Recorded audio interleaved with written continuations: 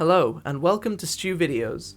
Today I will talk about the topic of government surveillance and about counterterrorism versus personal freedoms. Recently I was quite conflicted on the issue. I didn't know whether my personal data and security was more or less important than lives lost in potential terrorist attacks. I mean, I have nothing to hide from the government on my computer, so it shouldn't affect me. Even President Barack Obama of the United States, when talking about reform of the National Security Agency, said that America is not interested in spying on ordinary people. And this is just a US security agency anyways, right? So sitting here in Ireland, I really shouldn't worry at all.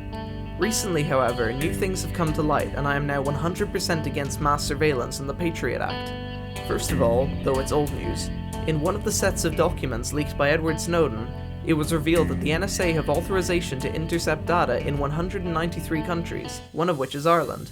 Now still, this would not be too disturbing, as it's only government agencies that have access to this data, and they are more interested in fighting terrorism than in spying on ordinary people.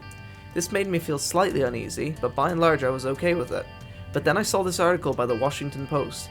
Supposedly the NSA is soon being opened up to domestic policing, which again makes me slightly disturbed, as the domestic agencies, such as the FBI that now have access to the data of everyone with a digital footprint, also have the authority to send that information onto the local police forces.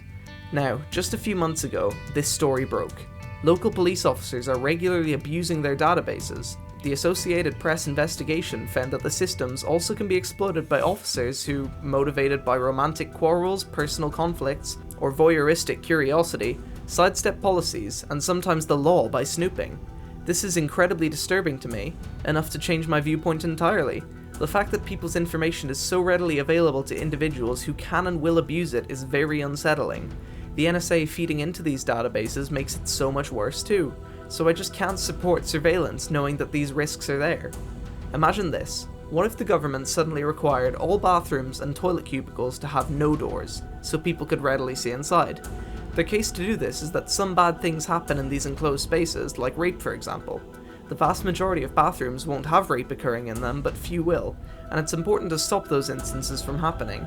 And people who have nothing to hide in bathrooms, of course. Everyone knows you have genitals, so who cares if people can see them? So we should all live without the bathroom doors and ignore that awkward feeling and ignore creeps who might stare for too long, so that rape doesn't happen as much anymore.